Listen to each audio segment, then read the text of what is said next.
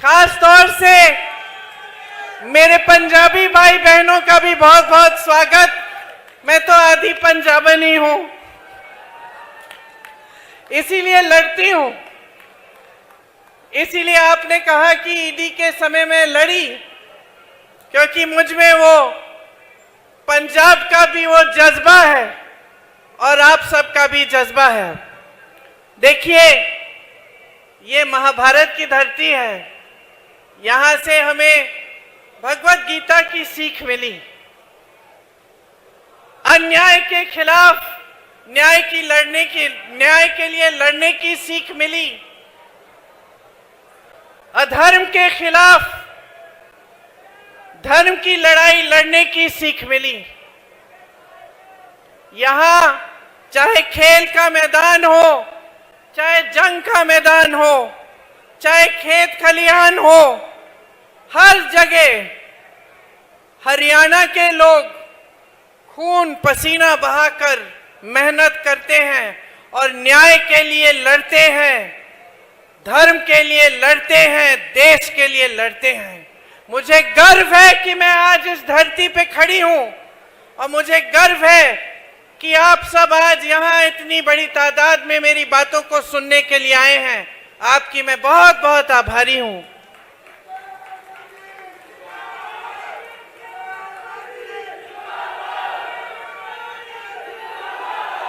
देखिए, ये देश किसानों का देश है। इस देश की आत्मा इस देश का किसान है। आजादी की लड़ाई से, बल्कि उससे पहले से, आजादी की लड़ाई से भी सैकड़ों वर्ष पहले से इस देश का किसान इस देश के लिए, आजादी के लिए लड़ा है, अपना खून दिया है, अपना पसीना दिया है। इस देश को अगर कोई समझना चाहता है तो इस देश के किसान को समझे। आप जब खेती करते हैं, जब अपनी उपज को आप उगाते हैं, जब अपनी खेती को आप खुशहाल बनाते हैं, तो सिर्फ अपने बच्चों के पेट भरने के लिए ये काम नहीं करते। आप इस पूरे देश के अन्नदाता हैं। आप देश की नई पीढ़ी को बनाते हैं। इस पूरे देश को आप खिलाते हैं। आप इस देश की रीढ़ की हड्डी हो, इस देश की आत्मा हो। हरित क्रांति जब इंदिरा जी लाई तो वो इस बात को समझ के लाई। इस देश की आत्मनिर्भरता का श्रेय इंदिरा जी के साथ इस देश के एक एक किसान को मिलता है, जिसने इस देश को आत्मनिर्भर बनाया अपनी मेहनत से, अपने खून पसीने से। लेकिन अफसोस की बात यह है बहनों और भाइयों कि आज जो हमारे प्रधानमंत्री हैं, जो सरकार आज देश में चल रही है, 10 सालों से केंद्र में बैठी है, वो इस सीधी सी साधारण बात को समझ नहीं पाए। वो इस देश के किसान का महत्व समझ नहीं पाए, इस देश के किसान का आदर कर नहीं पाए, आपके प्रति श्रद्धा से वो देख नहीं पाए। आपने आंदोलन किया। क्यों किया? क्योंकि वो 3 ऐसे कानून लाए थे जिससे आपके की कमर टूट जाती, जिससे आपकी कमाई खत्म हो जाती, इस देश का किसान झुक जाता। इसीलिए आपने आंदोलन किया। लाखों की तादाद में आप दिल्ली तक आए। महीनों के लिए आप दिल्ली के बॉर्डर पे आप बैठे रहे। इस देश के हर देशवासी ने आपको देखा। हर देशवासी के दिल में आपके लिए हमदर्दी जागी।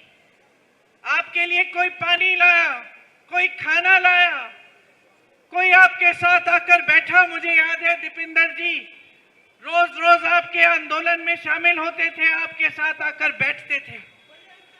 लेकिन भाजपा का एक एक नेता, भाजपा के प्रधानमंत्री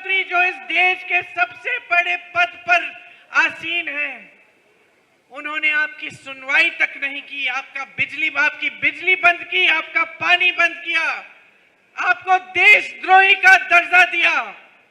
ये सारी मीडिया जो आपके सामने खड़ी है, जो आज बड़े बड़े खरबपतियों की है, इन्होंने आपको देशद्रोही कहा, आपके बारे में अपशब्द कहे, आपको आतंकवादी कहा। आप में से 600 भाई शहीद हुए, मोदी जी ने अपने पलक नहीं झपकाई। मुझे याद है, आपने जिक्र किया दीपेंद्र जी, मुझे याद है यूपी में एक मंत्री के बेटे ने 6 किसानों को अपने जीप के तले कुचल दिया। ताज्जुब की बात यह है भाई और बहनों, हमारी राजनीतिक सभ्यता हमें इंदिरा जी ने सिखाई थी कि जहां कष्ट है, जहां संकट है, सबसे पहले वहां पहुंचो। तो जब हमने सुना कि ऐसा हुआ है, हम गाड़ी में बैठे, रात का समय था, बहुत बड़ी आंधी भी थी उस दिन, बारिश आ रही थी। हमने कहा हम जाएंगे, उन किसानों के परिवारों से मिलने जाएंगे। मुझे ताज्जुब हुआ कि जिसने उनको कुचला उसके खिलाफ कोई कार्रवाई नहीं की गई, लेकिन जहां हम रह रहे थे चारों तरफ पूरे घर की पुलिस आ गई, नाकाबंदी की कि हम बाहर निकल ना पाए। हम किसी न किसी तरह से निकल गए।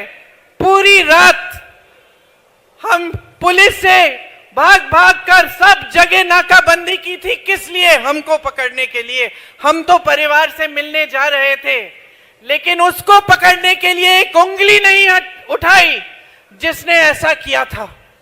हम पूरी रात के लिए पुलिस से इधर उधर भागते हुए लखीमपुर खीरी तक पहुंचे, और जब हम पहुंचे तो 4 बजे थे सुबह के, हमें गिरफ्तार कर लिया।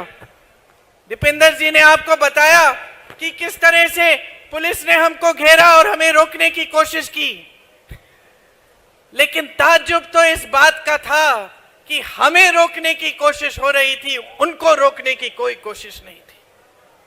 तो ये सरकार की मनसा आपको बताता है, इससे पता चलता है कि इनकी मानसिकता क्या है।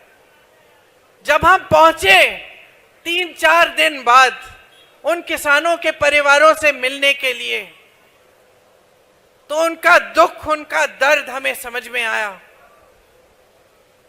वो आंदोलन कर रहे थे, शांति से कर रहे थे, जिस तरह से आपने यहां दिल्ली में किया। उनको बेरहमी से कुचला गया। उनके परिवार के सदस्य रो रहे थे, दुखी थे, न्याय चाह रहे थे, कह रहे थे कि हमें यकीन नहीं होता, हम सिर्फ न्याय चाहते हैं दीदी, हमें न्याय नहीं मिल रहा है, कोई हमारे दर्द को समझ ही नहीं रहा है।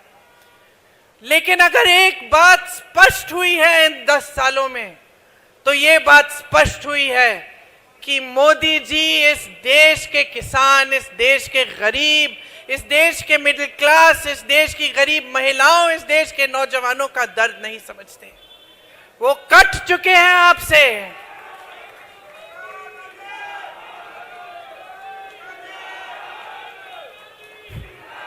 इस चुनाव में उसी मंत्री को टिकट दिया है जिसके बेटे ने उन किसानों को कुचल डाला। वो आज चुनाव लड़ रहा है। ये परिस्थितियां हो गई हैं हमारे देश की। आज परिस्थितियां ये हैं कि जितनी भी इनकी नीतियां बनती हैं, बड़े बड़े खरबपतियों के लिए बनती हैं। अगर दर्द किसी का समझ रहे हैं तो अपने खरबपति दोस्तों का दर्द समझ रहे हैं, जिनके पास पहले से हजारों लाखों करोड़ रुपए हैं। लेकिन मोदी जी हमारे सरकारी बैंकों से उनको 16 लाख करोड़ रुपए कर्ज माफ करते हैं। आज देश का किसान कर्ज क्यों लेता है भाइयों और बहनों? अपने बिजनेस को बढ़ाने के लिए कर्ज नहीं लेता कि उसके पास लाखों हजारों रुपए पहले से हैं, चलो और थोड़े से बना दिए। आज देश का किसान कर्ज लेता है अगर उसकी बेटी की शादी होती है। किसान कर्ज तब लेता है जब खेतों पे नुकसान हो गया, भुगतान नहीं मिल रहा, फिर से उपज उगानी है, अपने बच्चों के पेट में खाना डालना है, किसान कब तब कर्ज लेता है जब अपने नौजवान बच्चों को शिक्षित करना है, ट्यूशन की फीस भरनी है और पैसे नहीं है क्योंकि कमाई नहीं है। और इन लोगों के पास इस देश के किसान के लिए 1 रुपया नहीं है।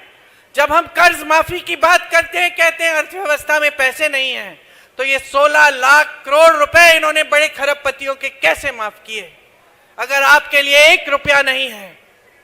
उत्तर प्रदेश में, हरियाणा में जगह जगह ऐसे किसान हैं जिन्होंने 1 लाख रुपए कर्ज लिया, वापस नहीं कर पाए और आत्महत्या कर ली।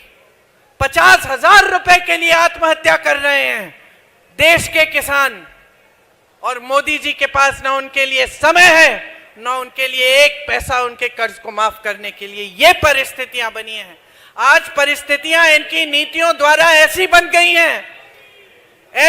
गई हैं कि किसान खेती के हर सामान पर जीएसटी डाल रखा है, हर सामान को महंगा कर रखा है। न्यूनतम समर्थन मूल्य, इसकी बात होती है सिर्फ, आपको कभी नहीं मिलती। आपके सामने आते हैं, बड़ी बड़ी चर्चाएं करते हैं, लेकिन आज तक आपको न्यूनतम समर्थन मूल्य नहीं मिलता। आप कर्ज उठाते हैं, कर्ज माफ नहीं होता। आपको खाद नहीं मिलती, सरकारी वितरण केंद्र तमाम बंद पड़े हैं देश भर में। आपको प्राइवेट में लंबी लंबी कतारों में खड़ा होना पड़ता है, फिर भी नहीं मिलता। तो परिस्थितियां क्या हैं? आप खेती से कमा ही नहीं पा रहे हैं। आपको अगले दिन के लिए क्या इंतजाम करना है, कैसे करना है, यही पता नहीं है। किस तरह से आप जी रहे हैं, किस तरह से आप आगे बढ़ रहे हैं, कोई आपको पूछता तक नहीं है। सरकार की सारी नीतियां बड़े बड़े खरबपतियों के लिए बन रही हैं। हिमाचल के किसानों को देखिए, देश का सबसे बढ़िया सेब उगाते थे, सारे कोल्ड स्टोरेज अडानी जी को दे दिए। अडानी जी आज तय कर रहे हैं कि सेब कितने पे बिकेगा, कितने पे खरीदा जाएगा। जो बाहर से सेब आ रहा है उस पे टैक्स कम लग रहा है और आप जीएसटी दे दे के हिमाचल के किसान पिस रहे हैं, उनका सेब महंगा हो गया है। ग्राहक जब जाता है सेब खरीदने के लिए तो अमेरिकन सेब खरीदता है। अडानी जी जब जी चाहे सेब खरीदते हैं, जब जी चाहे सेब का दाम तय कर देते हैं। तो आज हिमाचल के सेब का किसान पिस रहा है। ये एक प्रदेश में नहीं भाइयों और बहनों, सारे प्रदेशों में इनकी यही नीति है। किसानों को पिसने दो, गरीबी के दलदल में रहने दो, बड़े बड़े खरबपतियों को आगे बढ़ना है, बस यही इनकी चिंता रहती है। और ये परिस्थितियां बना दी हैं इन्होंने आज कि आज महंगाई की वजह से सिर्फ किसान नहीं, आम आदमी, मिडिल क्लास का, मेरी बहनें, सब परेशान हैं। आज गैस का सिलेंडर इतना महंगा हो गया है, मेरी बहनें दुकान जाती हैं 5 चीजों को खरीदने के लिए 3 चीज छोड़ आती हैं। बच्चों की फीस भरनी पड़ती है, घर में मरम्मत करनी है, पानी आ रहा है छत से, उसके लिए भी घबराहट होती है। सोचती हैं कि चलिए बाल्टी डाल देते हैं, चला लेंगे, ऐसे ही कोई बात नहीं। इतनी बड़ी बड़ी समस्याएं हैं, रोज रोज आप सामना कर रहे हैं, लेकिन सरकार में आपकी सुनवाई तक नहीं है। आज कुछ भी खरीदने जाएं, मिट्टी का तेल, चीनी, आटा, सब्जी, कुछ भी खरीदने जाएं, पेट्रोल, डीजल, सब महंगा हो गया है। कोई गुजारा ही नहीं कर पा रहा है। कैसे जी रहे हैं समझ में ही नहीं आता। और वहां आप टीवी चलाते हैं, ये मीडिया वाले, माफ करिए, लेकिन ज्यादातर बड़े बड़े खरबपति इन कंपनियों के मालिक हैं। आपको क्या दिखता है टीवी पे? आपको दिखते हैं मोदी जी बड़े बड़े मंचों पर साफ सुथरे कुर्ते में, एक धूल का दाग नहीं है, एक बाल इधर से उधर नहीं हो रहा है, चमक रहे हैं और आपको बताया जा रहा है कि अर्थव्यवस्था मजबूत हो रही है, अर्थव्यवस्था मजबूत हो रही है। आज देश में सबसे ज्यादा बेरोजगारी है, सबसे ज्यादा बेरोजगारी है। किसान का बेटा कौन है? किसान का बेटा ही जवान है जो हमारी रक्षा करता है, जो सरहद पे जाकर इस देश के लिए कुर्बान होने की तैयारी करता है। मैंने आंखों से देखा है, मैंने आंखों से देखा है उत्तर प्रदेश के गांव-गांव में, और मैं जानती हूं कि हरियाणा के गांव-गांव में भी सुबह सुबह 3-4 बजे वर्जिश करते हुए, दौड़ लगाते हुए बच्चों को, उनकी उम्मीदों का क्या हुआ, उनकी आशाओं का क्या हुआ? आप तो 4 साल बाद अग्निवीर लाके उनको भी बेरोजगार करना चाहते हैं जो सेना में भर्ती करने की उम्मीद रखते हैं। बच्चे रोते रोते आते हैं हमारे पास। मैं राहुल जी के साथ यात्रा कर रही थी मुंबई में, एक बच्चा आया, जीप पे चढ़ गया, रोने लग गया। हमने कहा क्या हुआ? बोला दीदी 3 बार मैं भर्ती का कर चुका हूं, सारी परिश्रम की है, सूची में नाम भी आ गया, अब पिताजी कह रहे कि मत जाओ। तो मैंने कहा तुम्हारा मन क्या है? कहता है मन नहीं है दीदी, डर लगता है, मैं जाऊंगा भी तो 4 साल बाद मेरा क्या होगा, और मैं चले गया, मैं शहीद हो गया तो शहीद का दर्जा भी नहीं मिलेगा, शहीद का पेंशन भी नहीं मिलेगा मेरे परिवार को। रोने लग गया। कहा मैंने अपने 3 साल बर्बाद कर लिए, आज मैं यहां खड़ा हूं। मैं जाना चाहता था, देश की सेवा करना चाहता था। उस बच्चे की आंखों में वो जज्बा दिखा मुझे, वो शहादत का जज्बा, वो जज्बा कि मैं शहीद हो जाऊंगा लेकिन देश की रक्षा करूंगा। लेकिन उसको ये घबराहट थी कि अगर मैं कर भी डालूं तो मेरे परिवार की देखभाल कौन करेगा।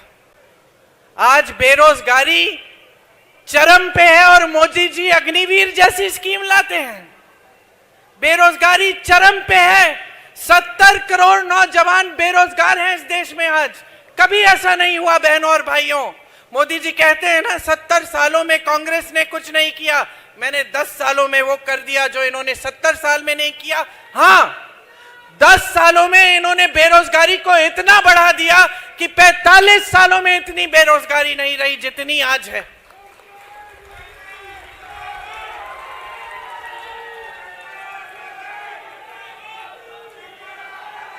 इनकी पूरी, इन्होंने देखिए बेरोजगारी के लिए, बेरोजगारी को खत्म करने के लिए एक स्कीम नहीं दी है आपको।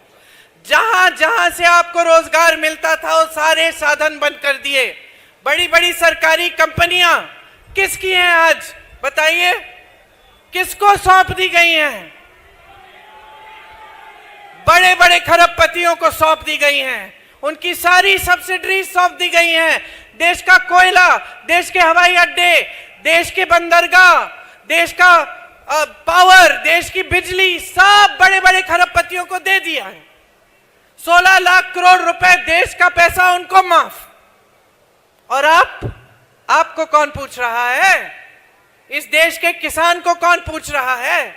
इस देश के मिडिल क्लास को कौन पूछ रहा है? छोटे कारोबारों से रोजगार मिलता था, बड़े सरकारी कारोबारों से तो मिलता ही था जिनको ये ठप कर रहे हैं, लेकिन छोटे कारोबारों से भी मिलता था। यही जो मैन्युफैक्चरिंग के यूनिट, यहाँ पानीपत का जो हैंडलूम है, जो यहाँ से भी एक्सपोर्ट होता था, यहाँ का छोटा छोटा कारीगर जो अपना मैन्युफैक्चरिंग यूनिट बनाता है, जो यहाँ से कालीन तौलियों का काम करता है, इनका क्या हुआ? आप नोटबंदी लाए, आपने देश को कह दिया कतार में खड़े हो जाओ, देशभक्त हो तुम, ठीक है, सब खड़े हो गए। जिन्होंने बचाया था थोड़ा बहुत, और सबसे ज्यादा नुकसान किसका हुआ? छोटे कारोबारों का हुआ। नुकसान हुआ, आपने झेल लिया कि चलो देशभक्ति है, मोदी जी कह रहे हैं काला धन वापस आ जाएगा। कोई काला धन वापस नहीं आया, कोई पैसे आपके खातों में नहीं गए, लेकिन आपके बिजनेसों का नुकसान हुआ। उसके बाद क्या लाते हैं? एक नया तोहफा आपके लिए, जैसे नौजवानों के लिए अग्निवीर का तोहफा, आपके लिए जीएसटी का तोहफा। आपको जीएसटी के कैलकुलेशन के लिए ही अकाउंटेंट रखना पड़ता है, चाहे आप रख सकते हैं या नहीं, मतलब आपकी काबिलियत है कि नहीं है, फिर भी रखना पड़ता है। चाहे छोटा बिजनेस है, अकाउंटेंट रखना पड़ता है कि किसी न किसी तरह समझ जाए कि जीएसटी किसमें कितनी है। और आपकी कमाई कम हो रही है तो हर तरफ से आप पे आक्रमण है, किसानों पे आक्रमण है, मिडिल क्लास पर आक्रमण है, गरीबों पर आक्रमण है, महिलाओं पर आक्रमण है। बड़ी बड़ी बातें फिर से मोदी जी कहते हैं महिलाओं के लिए आरक्षण लाए। कौन सा आरक्षण जो 10 सालों के लिए लागू नहीं होगा? और ये टीवी वाले, मीडिया वाले हार पहना रहे हैं मोदी जी को। मोदी जी बड़े बड़े मंचों पर महिलाओं के साथ कि भैया हम आरक्षण लाए, और जब हमारी पहलवान बहनों के साथ दुष्कर्म होता है, गलत काम होते हैं, तो मोदी जी कहां छुप जाते हैं? ओलंपिक की मेडल लाई तो मोदी जी ने चाय पे बुलाया, अपने घर बुलाया, फोटो खिंचवा दी, सारे टीवी ने दिखाया कि मोदी जी है तो मुमकिन है, मोदी जी नहीं होते तो हमें मेडल ही नहीं मिलता। और जब उसी महिला ने रो कर कहा कि मुझ पे अत्याचार हुआ है, मोदी जी मेरी बात सुन लीजिए। मुझे सबसे ज्यादा दुख पता है किस बात का हुआ? जब मैं उससे मिलने गई, जब वो धरना लगा रही थी, मैं उन लड़कियों से मिलने गई, उसने मुझे कहा कि दीदी मैंने सोचा था, मैंने देश को गर्वित किया है, देश के लिए इतना बड़ा मेडल लाई हूं, मैंने सोचा था कि अगर मैं सड़क पे बैठ जाऊंगी, मैं आंदोलन करूंगी, तो मेरी तो सुनवाई होगी। मुझे दुख इस बात का हुआ कि ये लड़की, इसने इतनी मेहनत की होगी। मैं जानती हूं, मेरी बेटी ने हरियाणा के लिए बास्केटबॉल खेला था, तो मैंने अपनी बेटी को एक गांव में, सोनीपत में किसी गांव में एक स्कूल था, उसमें कैंप में भेजा था। सर्दी का समय था। मेरी बेटी रोज शाम को मुझे फोन करती थी, रोती थी कि बहुत मुश्किल है मम्मी, बहुत मुश्किल है। और मैं उसको बताती थी, बेटा देखो गांव की लड़कियां कैसे मेहनत कर रही हैं। और उसने भी मेहनत की, प्रेरणा ली गांव की बच्चियों से, क्योंकि गांव की बच्चियों को हम देख देख के हमारी आंखों में आंसू आते थे। जब ये लोग नेशनल्स खेलने के लिए गए, जब ये नेशनल्स खेलने के लिए गए, तो सारी बच्चियां इकट्ठी गईं। मेरी बेटी भी थी उसमें शामिल, मैं भी गई थी, और साथ में जो जितनी भी गांव की बच्चियां थी, जो सुबह 3-4 बजे उठ के मेहनत करती थी, पसीना बहाती थी। मुझे आज तक याद है, उस टीम की जो कैप्टन थी, एक छोटी सी लड़की थी, इतनी सी 15 साल की लड़की, शायद राधिका नाम था उसका। उसको 103 बुखार था, उसको 103 बुखार था, लेकिन वो खेलती रही, खेलती रही, खेलती रही। मैं मां हूं, मैं मां हूं। मैंने कहा कि उसको रुकवा लो, आराम करा लो, कोई बात नहीं। वो बच्ची रुकी नहीं। इतनी मेहनत करती हैं आपकी बेटियां, और ओलंपिक में जाने के लिए कितनी मेहनत की होगी इस लड़की ने। नौजवान, इसकी उम्मीदें, इसकी आशाएं क्या होंगी, महत्वाकांक्षाएं क्या होंगी। और आज सड़क पे बैठी है, आप उनको घसीटवा रहे हो, अपने पुलिस वालों से लाते खिलवा रहे हो, और आपके पास 2 मिनट का समय नहीं है कि घर अब बुला लीजिए ना, अब रो रही है, अब बुला लीजिए, अब सुन लीजिए कि इसका दुख क्या है। ये है आज की राजनीति की परिस्थिति। ये है हमारे देश के सबसे बड़े पद पर आसीन हमारे महान नेता प्रधानमंत्री मोदी जी। ये है उनकी हमदर्दी आपके लिए। समझ लीजिए बहनों और भाइयों, 10 सालों में जो सच्चाई आप जी रहे हैं, जिस तरह से आपको दिल्ली के अंदर इन्होंने जाने नहीं दिया, आपको बाहर रखा, आप पे लाठियां बरसाई, आपके ऊपर टीयर गैस डाला, आप पे पानी फेंकवाया, आपकी बिजली बंद कराई, जिस तरह से इन्होंने आपके साथ बर्ताव किया है, इसको भूलिए मत, भूलिए मत। 10 सालों से आप देख रहे हैं बड़ी बड़ी बातें मंच पे, देशभक्ति की बातें। मैं पूछना चाहती हूं, कौन है वो देशभक्त जो इस देश को, इसकी आत्मा को नहीं समझ पाया, जो इस देश के किसान का आदर नहीं कर पाया? कौन है वो देशभक्त? नरेंद्र मोदी जी हैं? मुझे तो नहीं लगता। जिसने इस देश के किसानों को देशद्रोही कहा, इस देश के शहीदों को देशद्रोही कहा, मुझे तो नहीं लगता। याद करिए वो दिन, याद करिए वो दिन जब आप पर लाठियां बरसाई। अपनी सच्चाई को ठीक तरह से समझिए। आप जो टीवी पे देख रहे हैं कि देश की बड़ी तरक्की हो रही है, ये तरक्की आपके जीवन में नहीं दिख रही है। आज आप इतनी कठिनाइयों का सामना कर रहे हैं क्योंकि इस सरकार ने आपके लिए नीतियां नहीं बनाई। इस सरकार ने सिर्फ अपने बड़े बड़े खरबपतियों के लिए अपनी नीतियां बनाई हैं। ये सच्चाई है इस देश की। आज सच्चाई है इस देश के किसान का खून पसीना जो इस धरती में रोज गिर रहा है, लेकिन इसकी कोई सुनवाई नहीं है। सच्चाई मजदूर की है जो भटक रहा है रोज रोज दिहाड़ी ढूंढने के लिए। दिहाड़ी मिलती नहीं है, काम मिलता नहीं है। सच्चाई है इस देश के नौजवान की जिसके लिए अग्निवीर जैसी योजना ले आए, जिसको बेरोजगार रखने की साजिश है। क्योंकि अगर रोजगार मिल जाएगा, अपने पैरों पे खड़ा हो जाएगा, शिक्षित हो जाएगा, तो फिर इनकी राजनीति को नकार देगा। क्योंकि इनकी राजनीति सिर्फ और सिर्फ बहकाने वाली राजनीति है। इनकी राजनीति सिर्फ और सिर्फ सत्ता लेने की, हर कीमत पे सत्ता लेने की राजनीति है। देखिए, आपने इनकी बातें सुन ली हैं। आज ये इतने अहंकारी हो गए हैं कि ये कह रहे हैं अगर हमें 400 सीटें मिलेंगी तो हम संविधान को बदल डालेंगे। ये कौन होते हैं संविधान को बदलने वाले? ये संविधान आपका है, ये संविधान इस देश का है, ये संविधान इस देश के किसानों, गरीबों, इस देश की हर वासी का है। इस संविधान पर आंच नहीं आने देंगे हम। इसीलिए आप समझ लीजिए, इन्होंने सिर्फ और सिर्फ 10 सालों में लोकतंत्र को कमजोर करने का काम किया है।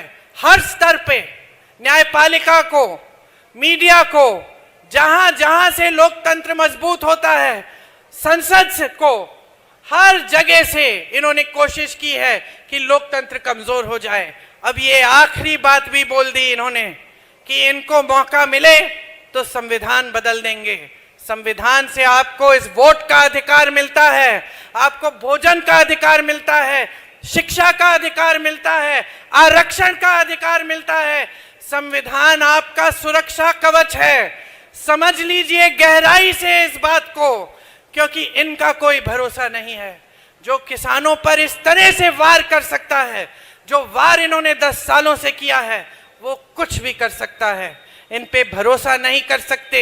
आप इस बात को गहराई से समझ लीजिए। इनकी पूरी राजनीति 36 कौमों की एकता को तोड़ने की राजनीति है। और कांग्रेस की पूरी राजनीति कन्याकुमारी से लेकर कश्मीर तक और मणिपुर से लेकर मुंबई तक, जहां जहां मेरे भाई राहुल गांधी पैदल चल के हजारों किलोमीटर चले हैं, कांग्रेस की राजनीति यही है, देश की एकता बनाए रखना, भारत जोड़ो यात्रा की। क्योंकि हमारी ये राजनीति, हमारी ये विचारधारा है कि ये देश एक रहे तभी मजबूत होगा। यही हमारी राजनीति है। हमारे कण कण में ये बात है कि इस देश की आत्मा इस देश का किसान है। इस देश के किसान के बिना ये देश कुछ नहीं है। इस बात को हम गहराई से समझते हैं। आज क्योंकि हम इस बात को समझते हैं, क्योंकि हम इस बात को गहराई से समझते हैं, और भैया ने ये यात्रा की जिसमें उनको समझ में आया कि कितना अन्याय हुआ है देश की जनता के साथ। हम एक न्याय पत्र अपनी पार्टी की तरफ से हमने घोषित किया। इस न्याय पत्र में हमने कुछ गारंटी लिखी है आपके लिए। मैं आपको ये गारंटी सुनाना चाहती हूँ। सबसे पहले किसान भाइयों के लिए हम कानून बनाएंगे। आपका कानूनी अधिकार बन जाएगा कि आपको न्यूनतम समर्थन मूल्य यानी एमएसपी मिलना ही मिलना है। ये आपका कानूनी अधिकार बनेगा। कोई इस अधिकार को आपसे छीन नहीं पाएगा। इसके अलावा खेती के हर सामान पर आज जीएसटी है, हम जीएसटी हटा देंगे, हर सामान को सस्ता कर देंगे। आपके कर्ज माफी के लिए एक स्थायी आयोग बनेगा। कर्ज माफी के लिए एक स्थायी आयोग बनेगा जिससे जब जब आप संकट में हैं आप जाकर सुविधा ले सकेंगे। आज आपको खेती का भुगतान नहीं मिलता, नुकसान होता है, भुगतान नहीं मिलता। हम कह रहे हैं, ये गारंटी करेंगे कि 30 दिनों के अंदर अंदर पूरा भुगतान होगा। मेरी बहनों के लिए, हर गरीब परिवार की जो सबसे बड़ी महिला है, उसके खाते में हर महीने 8,500 रुपए हम डलवाएंगे, सरकार डालेगी। ये काम 2,000 रुपए डालने का काम कर्नाटका और तेलंगाना में कांग्रेस की सरकारें आज के दिन कर रही हैं। किसानों के कर्ज माफ हमने करके दिखाए हैं।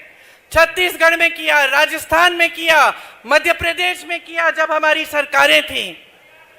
तो मैं जो जो कह रही हूं आपसे, हमने करके दिखाया है, इसका प्रमाण है। महिलाओं के लिए आशा बहू, आंगनवाड़ी और मिड डे मील वाली महिलाओं का मानदेय बढ़ाया जाएगा। केंद्र से दुगनी राशि भेजी जाएगी। केंद्र सरकार में जितने भी पद हैं, उनमें से आधे महिलाओं को दिए जाएंगे। नौजवानों के लिए जो स्नातक पास हैं, उनके लिए पहली नौकरी पक्की, 1 लाख रुपए सालाना वो कमाएंगे। पेपर लीक के खिलाफ सख्त से सख्त कानून लाएंगे। मोदी जी के कार्यकाल में 30 लाख सरकारी पद खाली है, हम उन 30 लाख सरकारी पदों को भरेंगे। अग्निवीर को रद्द करेंगे। आपका अपमान है ये स्कीम, हम इस स्कीम को रद्द कर देंगे जैसे ही हमारी सरकार बनेगी। जो मजदूर हैं, जिनका आज शोषण होता है, ठेकेदार कुछ भी दे देता है, रोजगार नहीं है, जो भी दिहाड़ी मिलती है काम कर लेते हैं, हम उनके लिए कानून लाएंगे कि 400 से कम की दिहाड़ी नहीं दे पाएगा कोई। और इसके साथ साथ जिस तरह हम गांव में मनरेगा लाए और मोदी जी ने उसको कमजोर किया, हम मनरेगा को फिर से मजबूत बनाएंगे और शहरी मनरेगा लाएंगे, ताकि पानीपत जैसे शहरों में भी 100 दिन का रोजगार की गारंटी आपको मिलेगी। अब मैं आखिरी बात आपसे ये कहना चाहती हूं कि यहां से आपको लगता है कि खट्टर जी चुनाव लड़ रहे हैं, नहीं, ये चुनाव खट्टर जी के खिलाफ नहीं, ये चुनाव मोदी जी और मोदी जी की किसान विरोधी सरकार के खिलाफ है। आपका वोट आज मोदी जी को हराने के लिए जा रहा है। ध्यान से अपना वोट दीजिए, पूरे विवेक से अपना वोट दीजिए। जिन्होंने आपको दिल्ली के अंदर जाने से रोका, उनको दिल्ली से निकाल दीजिए। ये देश आपका है, ये देश आपका है। आप किसान हो इस देश के, इस देश की आत्मा हो, इस देश का जवान आपका बेटा है। मैं आपकी जो भावना है उसको समझती हूं, क्योंकि जब आपके बेटे देश के लिए शहीद होते हैं तो आप पीछे नहीं हटते। आप दूसरे बेटे को भी बोलते हैं, जाओ, तुम भी जाओ, सरहद पे रक्षा करो देश की। ये आपकी भावना है, ये आपके जज्बात हैं।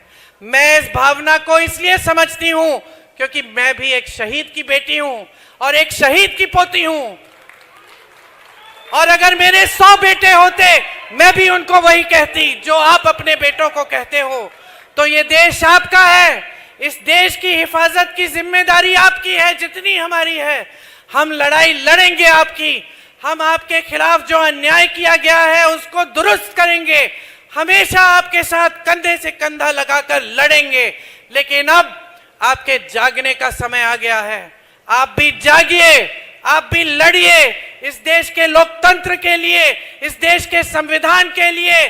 सीना तानिए और हिम्मत से जाकर अपना वोट डालिए। इस सरकार को आखिरी बार यहां से इस सरकार को आप खदेड़ दीजिए। आपको बहुत बहुत धन्यवाद, आपने मेरी बातें बहुत ध्यान से सुनी। जय हिंद।